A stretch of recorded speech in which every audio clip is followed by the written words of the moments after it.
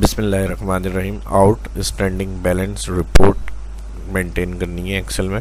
यानी फ़ीस का अगर कोई रिकॉर्ड या इनवाइसेस का रिकॉर्ड है और उसकी डेट के हिसाब से जिस वक्त हमें अमाउंट रिसीव करना है, तो वो डेट अगर इंटर नहीं है और अमाउंट बैलेंस में आ रहा है हमारे पास, तो उनका आउटस्टैंडिंग टोटल पूरा डेटा के कितना अमाउंट हमारा बैलेंस के अंदर रहता है, यानी जो अमाउंट हमें रिसीव करना है।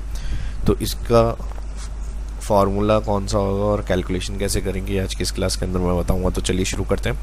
एग्जाम्पल में यहाँ पर एक फ़ीस डाटा के हिसाब से बनाया हुआ है मैंने, उसके ऊपर समझाऊंगा serial name, course, date, fees, paid, balance.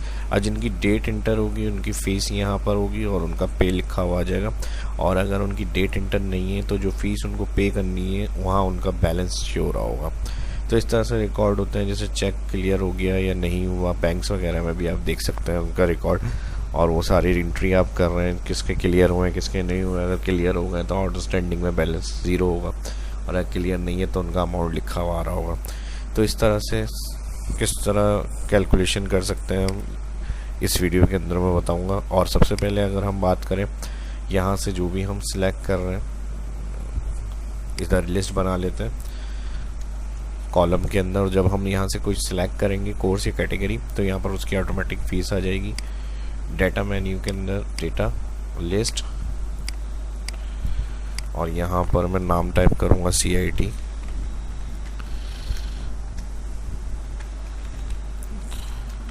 Graphics, ADIT। Okay,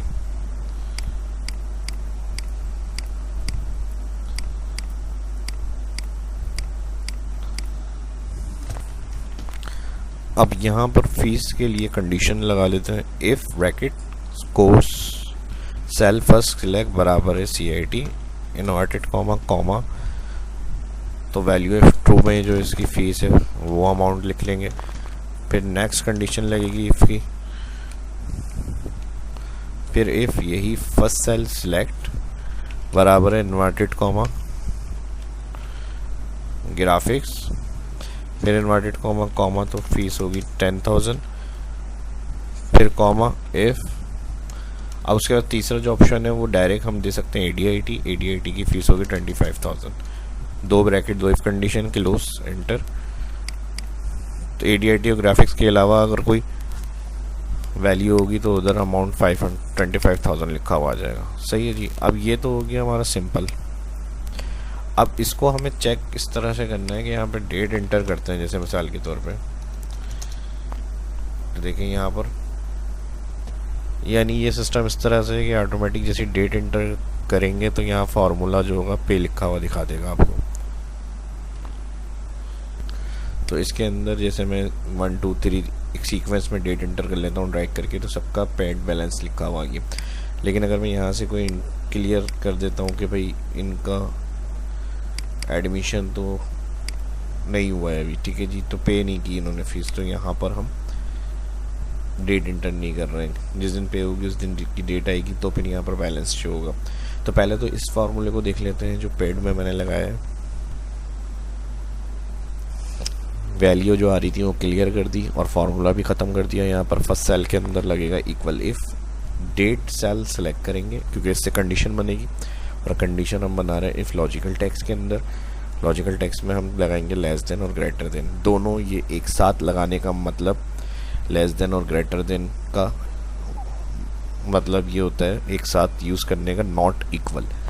तो इस सेल को मैंने क्लिक करा, डेट सेल को, और मैंने कहा अगर ये बराबर नहीं है, नॉट इक्वल, दो इन्वर्टेड कॉमा, यानी खाली सेल के दो इन्वर्टेड कॉमा का मतलब होता है ब्लैंक, फिर कॉमा। तो यहाँ पर वैल्यू इफ ट्रू में हमें रिटर्न क्या करें, दो इन्वर्टेड कॉमा, यानी यहाँ भी हमें ब्लैंक कर दें। और अगर ऐसा अच्छा नहीं, वैल्यू इफ ट्रू के अंदर हमें फीस वाला सेल जो अमाउंट है ये लिखा हुआ प्रिंट करें, कॉमा। और अगर ऐसा नहीं है तो वैल्यू इफ फॉल्स में दो इन्वर्टेड कॉमा यहाँ पर ब्लैंक कर दें, एंटर। अब डेट इंटर है, नॉट इक्वल यानी ब्लैंक नहीं है, तो ये वाला सेल उठा के ये यहाँ पर हमें प्रिंट करके दिखाएगा, वैल्यू आ गई। और जहाँ पर ये सेल ब्लैंक होगा तो फिर यहाँ पर हमारे पास ब्लैंक लिखा हुआ है। एंड में हमने वैल्यू इफ फॉल्स में दो इन्वर्टेड कॉमा बताएं। अब इंटर करके और ड्रैग करके चेक करते हैं आंसर। सेल के एंड पे जाएंगे और नीचे ड्रैग। अब देखें जहाँ पे जैसी ही इसकी एंट्री करेंगे और यहाँ पर बैलेंस आ जाएगा कि क्लियर हो गया, स्टेटस आ जाएगा, आपका जो अमाउंट है वो लिखा हुआ शो हो जाएगा कि ये अमाउंट आ गया आपका। अब जिनका नहीं है उनका जो रिटर्न अमाउंट है, यानी कितना हमारे पास रिकॉर्ड के अंदर हमें रिसीव नहीं हुआ है, यानी जिस डेट को हमें मिलना चाहिए था वहाँ कोई डेट एंट्री नहीं है और अमाउंट बैलेंस में है बाकी, तो उसकी आउटस्टैंडिंग रिपोर्ट। अब जैसे मैं यहाँ की भी यहाँ पे डेट क्लियर कर देता हूँ, इधर मुझे ये टोटल यानी जो अमाउंट मिस हो रहा हुआ है, इधर एंट्री नहीं आ रही है डेट ना एंटर होने की वजह से, तो उसका जो यहाँ पर बैलेंस है वो आ जाए। तो इसके लिए हम फार्मूला लगाएंगे इक्वल इफ ब्रैकेट ओपन इस blank bracket open value date cell. इस ब्लैंक का मतलब होता है फार्मूले का ब्लैंक है, और तो हमने इस सेल को इफ के साथ यूज़ करा इस ब्लैंक, और ब्रैकेट ओपन के बाद हमने डेट सेल सिलेक्ट करा। अगर ये बराबर है blank comma blank cell click करना है डेट और फिर ब्रैकेट क्लोज कॉमा, तो वैल्यू F2 हमने कहा जो ये वाला अमाउंट है फीस का ये हमें यहाँ लिखा हुआ दिखाएं, कब, जब ये ब्लैंक हो। ठीक है जी, तो इस तरह अगर ये ब्लैंक होगा तो जो यहाँ का अमाउंट होगा इस सेल में जहाँ डेट इंटर नहीं है वो हमें यहाँ लिखा हुआ प्रिंट करके देगा, और फिर यहाँ पर हम टोटल आउटस्टैंडिंग बैलेंस के लिए प्लस करके देख लेंगे क्या बैलेंस है जो हमारे पास अभी रिसीव नहीं हुआ है। तो इस ब्लैंक में हमने डेट सेल के बाद सेलेक्ट किया फीस, तो ये सेल रखा हुआ यहाँ जो वैल्यू प्रिंट करें, फिर कॉमा, अगर ऐसा नहीं है वैल्यू है फॉल्स तो रिटर्न में हमें 0 कर दें और ब्रैकेट कर दें क्लोज एंटर। अब देखें डेट इंटर है, फीस पेड भी लिखा हुआ है, बैलेंस के बाद ड्रैग करेंगे तो यहाँ का जो 10,000 अमाउंट है लिखा हुआ आना चाहिए, क्योंकि यहाँ पे रिसीव एंट्री नहीं है इनकी डेट की। तो ड्रैग कर लेते हैं इनको यहाँ से। ठीक है जी, तो ये इस तरह से काम करेगा। जहाँ एंट्री नहीं मिलेगी तो वहाँ जो अमाउंट था आपका वो रिटर्न में आउटस्टैंडिंग बैलेंस कॉलम के अंदर आपको रिपोर्ट बता देगा कि कहाँ कहाँ पर अमाउंट आपका नहीं रिसीव हुआ है उस डेट को, और फिर उन सब का टोटल अगर आप चाह रहे हैं देखना तो फिर यहाँ पर हम इसके लिए फॉर्मूला लगा देते हैं सम इक्वल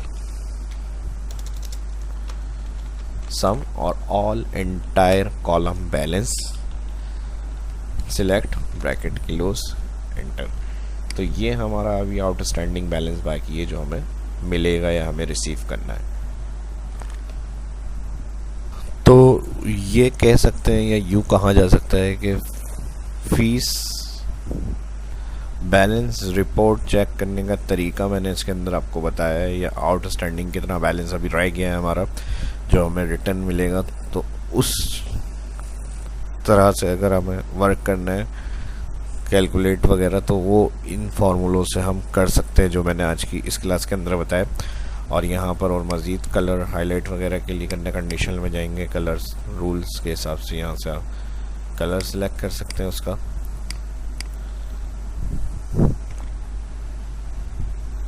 और यहाँ से जो ड्रॉप डाउन से सिलेक्ट होगा उसकी फ़ीस और डेट इंटर होगा तो यहाँ पर पेड लिखा हुआ जाएगा खुद ही, और बैलेंस अगर डेट नहीं है तो वहाँ बैलेंस लिखा हुआ आएगा। ठीक है जी, ऑटोमेटिक सब हो रहा है। अब देखें यहाँ से मैं डेट हटा रहा हूँ तो यहाँ आउटस्टैंडिंग बैलेंस भी हमारा ज़्यादा हो रहा है। डेट मैंने डिलीट मारी, बैलेंस में 10,000 आ गया, यहाँ पे 35,000 आउटस्टैंडिंग के अंदर आ गया। तो सभी इसके अंदर मैंने एक्सप्लेन किए, सभी चीज़ें जो इसमें हमने यूज़ किए हैं ऑप्शन अप्लाई करें। फिर भी अगर कोई चीज़ क्लियर नहीं है, समझ में नहीं है तो कमेंट में वीडियो के डिस्क्रिप्शन के अंदर पूछ सकते हैं। और जो फर्स्ट देख रहे हैं चैनल को सब्सक्राइब कर लें, आने वाली वीडियो के लिए बेल आइकन पर क्लिक करना ना भूलें। ये वीडियो अच्छी लगी तो लाइक करें, और सोशल मीडिया के विभिन्न दोस्तों के साथ लाजमी इस वीडियो को शेयर करें। कुछ देखना चाहते हैं, सीखना चाहते हैं तो उसके लिए भी कमेंट करके ज़रूर बताएं। इफ़ लॉजिकल कंडीशन के हवाले से जो यूज़ किए गए हैं इस वीडियो के अंदर ऑप्शन, वो काफ़ी पावरफुल कमांड्स हैं, लॉजिकल फंक्शन जो होते हैं, और उसके ऊपर अपनी कमांड अच्छी करें। और जिस तरह मैंने इसके अंदर 2-3 कॉलम में इफ़ के साथ इस लाइन को यूज़ करा है और कंडीशन नहीं है इफ़ की, तो इसी तरह से आप अपने भी जैसे उसमें आपको आंसर करने हैं उस हिसाब से इफ़ कंडीशन को यूज़ कर सकते हैं और अपने क्राइटेरिया सेट कर सकते हैं लॉजिकल कंडीशन के साथ। तो वो सभी मैंने इसके अंदर आपके साथ शेयर करी। आने वाली वीडियो भी इस तरह की जो चीज़ें होंगी इंशाल्लाह उनको कवर करेंगे। तो इस वीडियो को उसी सूरत में होगा कि इस वीडियो को लाइक करेंगे ज़्यादा से ज़्यादा, मिलते हैं नेक्स्ट वीडियो में। शायर इस्लाम को इजाज़त दीजिए। अल्लाह हाफिज़।